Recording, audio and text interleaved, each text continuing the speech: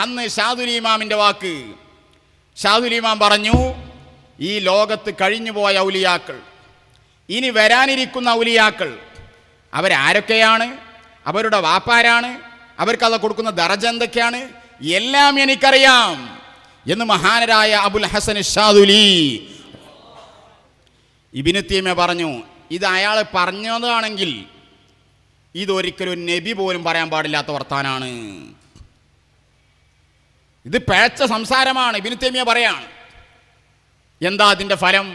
എൻ്റെ വചനത്തെ ഫയ്യെന്ന് ചൊല്ലുകിൽ അപ്പോഴേ കൊല്ലുന്ന നഞ്ഞു ഞാനെന്നോവർ. ഷാദുൽ ഇമാമിൻ്റെ കലാം ശരിയില്ല എന്ന് പറഞ്ഞാൽ ഇതാണ് പ്രശ്നം.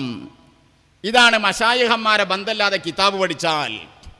മശായിഖന്മാരെന്താ പഠിപ്പിച്ചത് നോക്കൂ നിങ്ങൾ. പൊന്നാനി മഖ്ദൂം എന്താ പഠിപ്പിച്ചത്?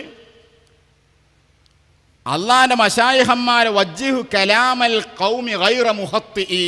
കണ്ടോ, അള്ളാന്റെ അത്യുന്നതരായ മശായിഖന്മാരെ കൗല് ഖത ആണെന്ന് പറയരുത്.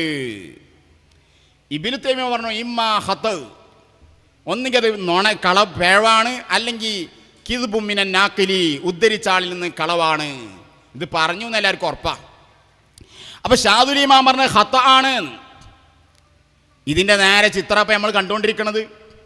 നമ്മളെ ഈ കാലഘട്ടത്തിൽ വന്ന ഷെയ്ഖ് ജീലാനി തങ്ങളെ കദമിൽ, ഷാദുൽ ഇമാമിൻ്റെ കദബിൽ നമുക്ക് വന്ന ഏറ്റവും അത്യുന്നതരായ മശായിഖന്മാരിൽ ഉന്നതരാണല്ലോ മഹാനരായ ഖുതുബുൽ ആലം ഷെയ്ഖുനാ മടവൂര്. ആന ഖുതുബുൽ ആലം, അതെന്നെ മുദബ്ബിറുൽ ആലം എന്ന് പറഞ്ഞാലും അതൊക്കെ ഒരേ അർത്ഥമാണ്. അവിടുത്തെ വാതിലിൽ കൊത്തിവെച്ചല്ലോ ഖുതുബുൽ ആലം. നൗഷാദ് ഹസനി ഉസ്താദ് രാത്രി പോയിട്ട് കൊത്തിവെച്ചതാണോ അത്? ഏത് കാലമുണ്ടാ വാതിലില്ലത്? ഷെയ്ഖുന പറഞ്ഞു എന്ന് എല്ലാവർക്കും അറിയാം. പക്ഷേ അതിനെ നിരൂപണം നടത്തി നമ്മളെ നാട്ടിലൊരു ചങ്ങാതി. ആരാണവൻ? അവനാണെന്ന് പേരോട് അബ്ദുറഹ്മാൻ മൗലവി. കണ്ടോ, അയാള് മടവൂർ ശൈഖുനാന്റെ കലാമിനെ അളക്കാൻ പോകുകയാണല്ലോ ഈ ഫുലാൻ. ഇവന്റെ ധാരണ എന്താ? ഇവൻ 2 മൂവരി നിഹായ അതൊന്നും തീരെ പോകൂല, ഒന്നും മര്യാദയ്ക്ക് പോയിട്ടില്ല, നമുക്കറിയാലോ.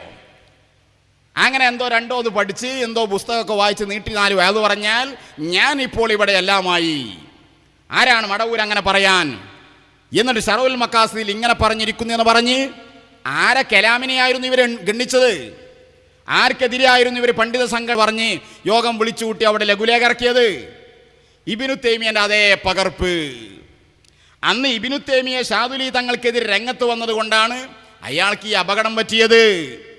പക്ഷേ അയാൾ മുഖേന ഒരു വലിയ സമൂഹം പിഴവിലേക്കെത്തി. ആ കാലഘട്ടത്തിലുള്ള പണ്ഡിതന്മാർ അത് ശരിയായി ആ കാര്യം ഉണർത്തി. ശേഷം വന്ന